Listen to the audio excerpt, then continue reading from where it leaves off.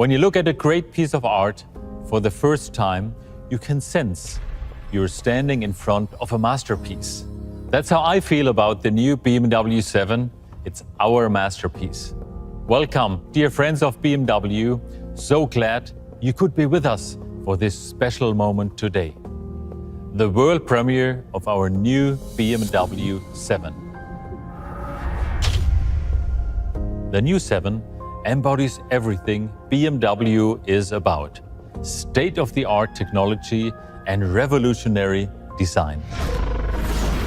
It's the most innovative, cutting-edge automobile in the luxury segment. And for the first time in the history of the 7, the top performance model will be fully electric. The 7 is about creating great impressions. Here's how it welcomes you. It's a great entrance moment that literally invites you to get in and drive. Of course, it also works with your smartphone. Now join me for a first ride. This is the BMW i7, more than 600 kilometers of electric range. But our new 7 series will also convince those who are not yet fully into e-drive for whatever reason. It is the first all-electric luxury sedan to come as a plug-in hybrid or with highly efficient combustion engine as well. And soon, this car will offer Level 3 highly automated driving functions. So, you will even be able to take your hands off the steering wheel for a while. The 7 Series is one of the best cars to be driven in too. How does it feel? A bit like this, I would say. The rear of the 7 is a very special place. A place to feel comfortable. To me, taking a seat here is like taking a leap into the future every time.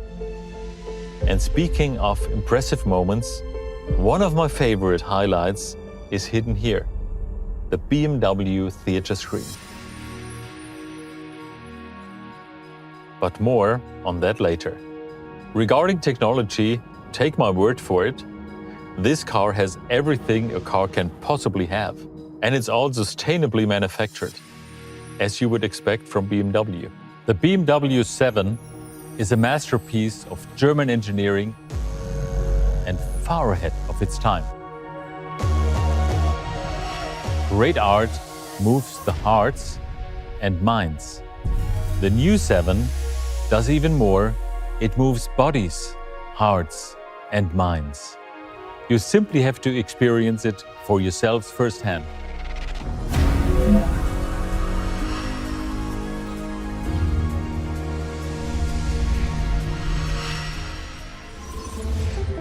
Design is at the crossroads between engineering and art. Art can inspire people in very personal and surprising ways. Often, modern art is an experience for all senses. And that is exactly what we wanted to create with the design of the BMW i7. An experience designed around comfort, space, and privacy. An experience tailored to our most discerning customers. Let's start with the interior, where we really want our customers to feel at home. First, we have increased the amount of space and the seating comfort. And then we have made the space truly warm and inviting using natural materials such as cashmere wool and leather. In this private lounge, our customer will have a lot of technology at their disposal. But following our new ShyTech approach, the number of switches has actually been reduced. In the front of the car, you will find our curved display, now in combination with our brand new interaction bar. This integrates the ambient light and air conditioning controls into a single, beautiful and rewarding aesthetic experience. In the rear of the BMW i7, we are introducing our new theater screen. The theater mode sets the scene for the most outstanding and immersive entertainment experience on four wheels.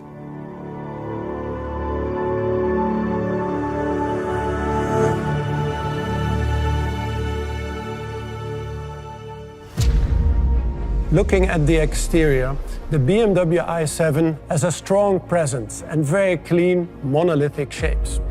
The front end shows a new arrangement of grille and lamps,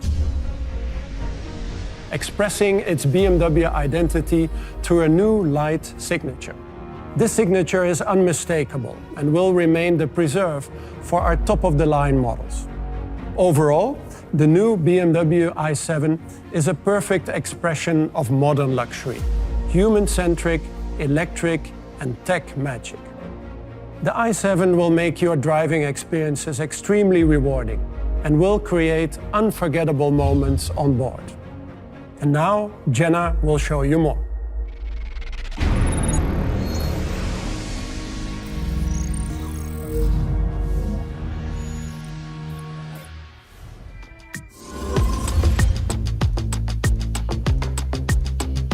Wow. Let's go check out some more. Now, on to one of my favorite features, which is My Modes. Okay, what are we in the mood for? Expressive, relax, digital art. I hear that relax activates the massage. And now I'm gonna test out the features of the captain's chair. As much as I like driving, I really like lounging. But I am curious because Adrian van Hooijdonk mentioned something about the theater screen. Let's try it out.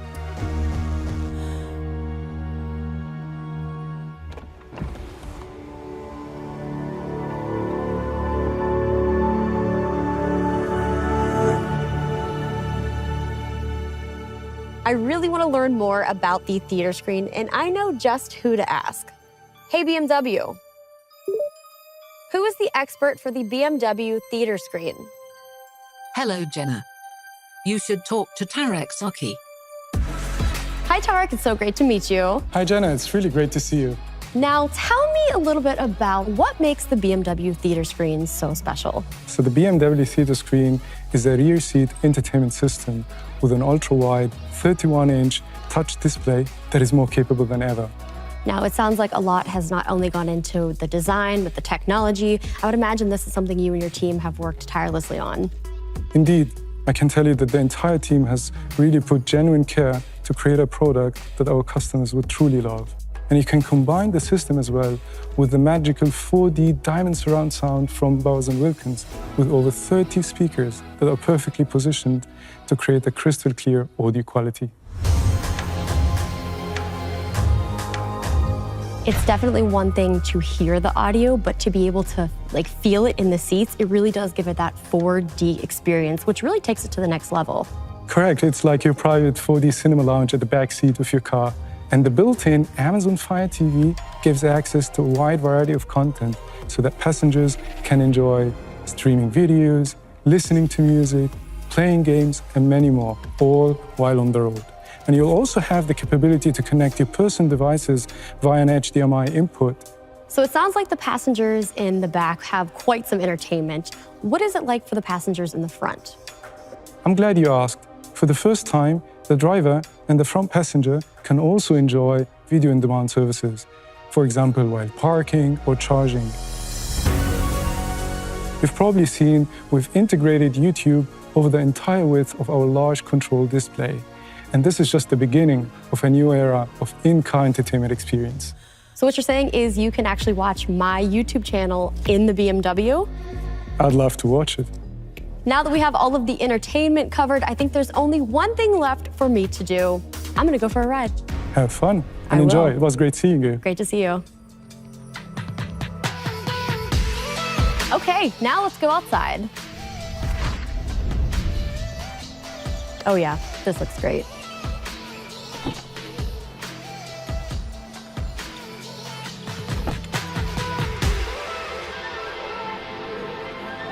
Oliver Zipse has previously mentioned that technologically, this car has everything a car can possibly offer. And that has me wondering what highly automated driving feels like. This is a level 2. And for a level 3, it gives you a little bit more freedom depending on the circumstances. You can look around, enjoy the scenery, and maybe even take a glance at your phone.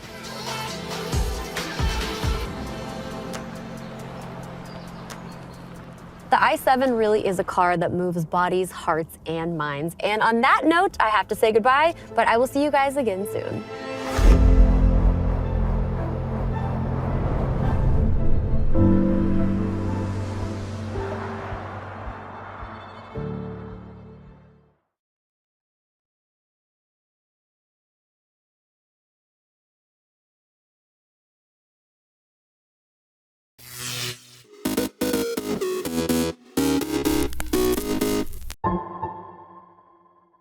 Doing what you love is important, but it might not be as important as doing something that matters.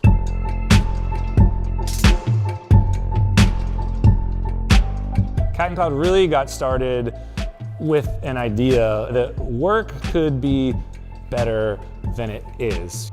I used to work at the skate shop in the town where I grew up, and skating was basically my entire life. All of my social connections and everything I did revolved around skateboarding. And when I got hurt, I didn't want to work in the skate shop anymore because it was too painful to be around all of those things and not be able to participate. I needed a job, so I talked to my friend who worked down the street. He's like, dude, you hang out in the coffee shop all the time. Why don't you just come work here? It'll be totally chill. And I was like, huh, I always drank coffee, never thought about working in coffee.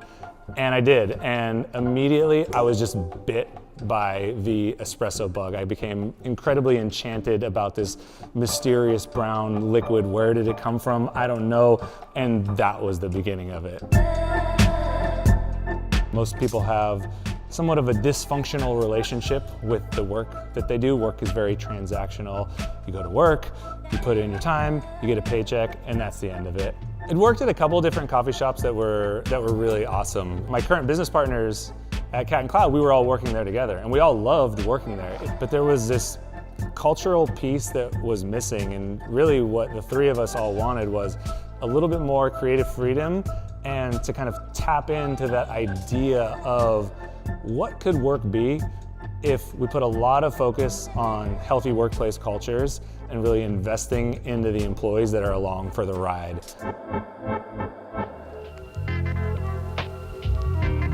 Sustainability for us is putting back in more than you take out. And we like to do that culturally with our employees, with our leadership.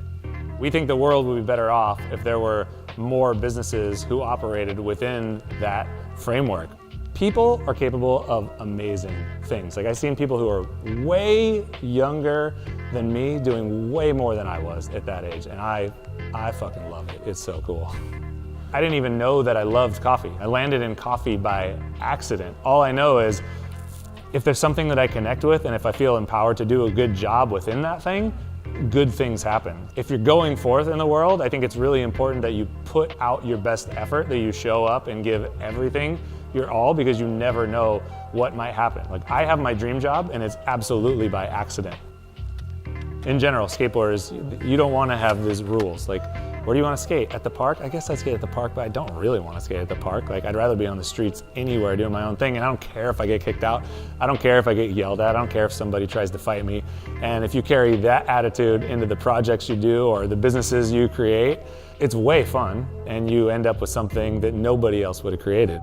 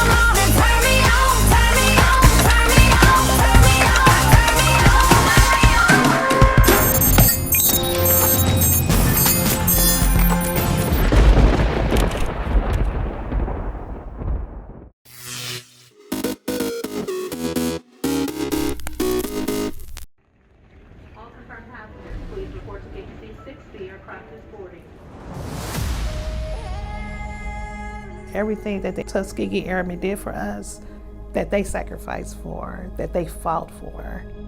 I want to continue that journey. So I'm part of that history and carving a way for the next generation. We all stand on the shoulders of those giants, and I can't think of a more fitting way to honour that legacy than with this aircraft and this training system, because it breathes life into every pilot, bringing back that pull to the past, but to also look for the future. It is very personal. It's been a remarkable journey from when we first started to this point, and becomes very emotional as you think about all the people that have put their heart and soul into that aircraft. To be named after the Red Tails is quite fitting for what we are trying to do with the digital engineering, the Pathfinder for the United States Air Force that will impact generations to come. We designed the aircraft to be highly supportable. We've incorporated a lot of lessons learned from Boeing employees who are former military maintainers. The way it's set up, it's very logical, it's very straightforward. It's not an overly complicated airframe, very pilot friendly. Well, I always tell people when they ask me about the airplane that it is fun to fly. The performance and capability of the aircraft, that it truly flies like a fighter and feels like a fighter. It is forgiving. We built in a lot of safety features, so they're going to be able to learn from their mistakes, recover from it, and come back. The weight of the responsibility of having a person's life in your hand within these planes that we are building is a big job on your shoulders. We put a lot of respect into the product. This is a 5th Gen Plus advanced training system. T7, Red Bull, pretty cool. Purpose built, no compromise. Clean sheet from day one. It's a culmination of what our teams have created in collaboration with our United States Air Force customer and partners to include Saab and many others around the world. This is the first airplane built under the contract, and it's really the first official Air Force airplane. I think if the Tuskegee Airmen would see us having the red tails painted on, I think they would be very proud and honored that we want to continue and carry on the tradition that they started. We have tried to capture in this program their spirit and their legacy and everything that they accomplished, and continue to push that forward into the decades to come. I would hope that they would be in awe, that they would see just the beauty of it all and be proud. A huge thanks for coming with us on the journey. When you look at the aircraft, it looks awesome, because it is awesome.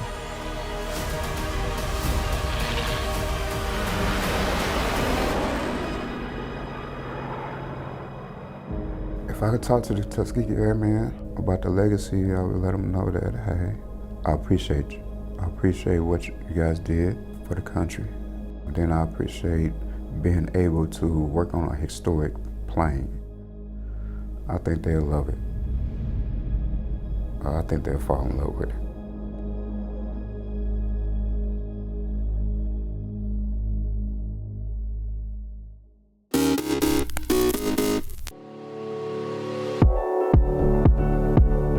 The automotive industry faces a number of challenges. It has a huge legacy to overcome. It has 100 years of being a male-dominated industry. In order to get to a position of gender neutrality, which is what I think we're all pushing for, you've got to push that dial positively in the opposite direction. Diversity and inclusion is something that, although it's quite popular to talk about it, but I think it needs to get into each and everybody's mindset. Because I'm quite passionate about the idea of equality and diversity in the teams. It makes a more enjoyable environment to work in, a much more productive environment as well. Young women need to be able to see people like themselves in these careers. That's a vital part of outreach activities in general, is to ensure that those young people can see how they could be involved in these careers in the future. I am one of the newest graduates at Bentley. I'm one of the people who's very keen to see more women in automotive, more women in engineering in general, and I would really love to be a part of furthering Bentley's inclusion of women in engineering. I think it's important for Bentley to play an active role in inspiring young women, because we want to to increase the number of females that there are within the automotive industry, and being quite a well-known company, it's really important that we advocate that and are at the forefront and help change the industry.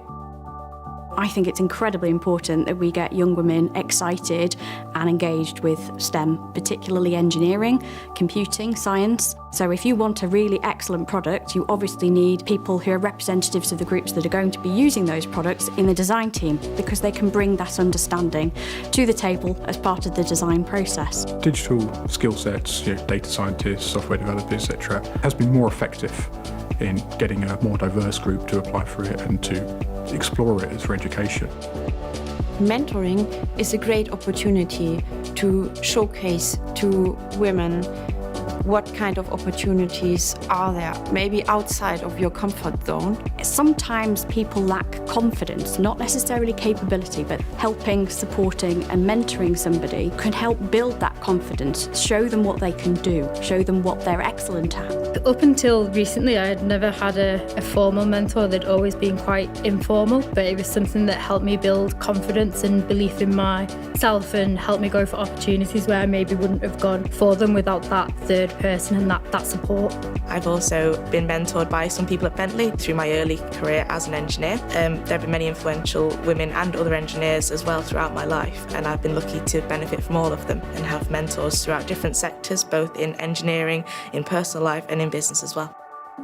I think Bentley genuinely deserves huge recognition for what it's doing. To my mind, Bentley is one of the few brands who have been out there for years now pushing a diversity and inclusion agenda. They've been thinking with their brand and their products about how to appeal to a more diverse audience and customer base. We see an essential business need for including women and diverse groups into the workforce in order to create multi-perspective view on things, to generate creativity. This is exactly what we need to tackle the challenges ahead of us.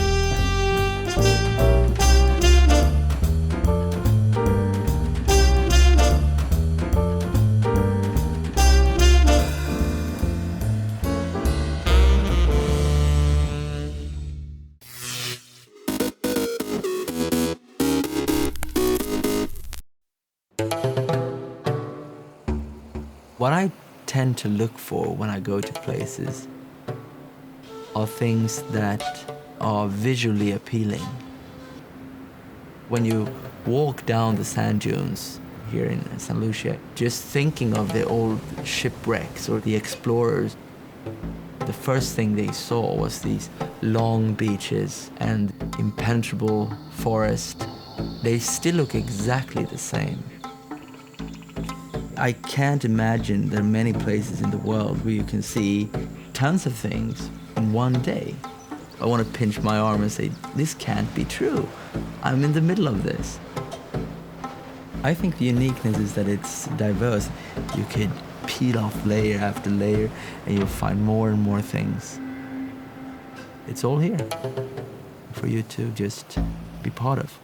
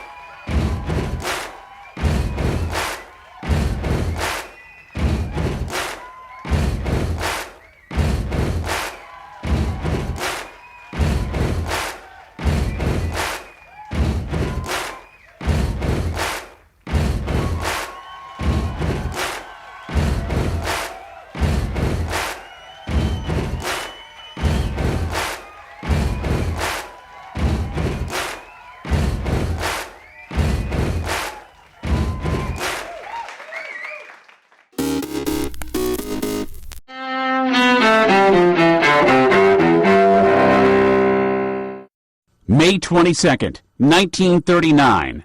In Europe, Nazi Germany and Fascist Italy signed the Pact of Steel, forming a military alliance just months before the start of World War II. 1972.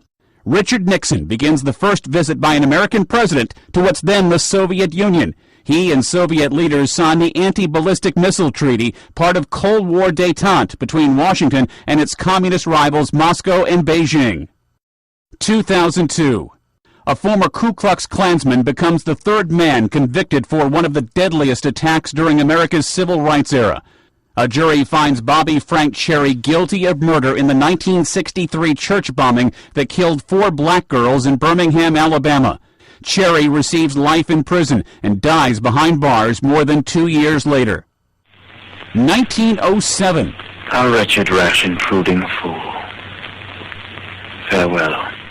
Laurence Olivier, actor, director, and producer of both stage and silver screen, is born in Dorking, Surrey, England. In 1992, I bid you a very heartfelt good night. Johnny Carson hosts his last Tonight Show on NBC after nearly 30 years as TV's King of Late Night. Today in history, May 22nd, Ed Donahue, The Associated Press.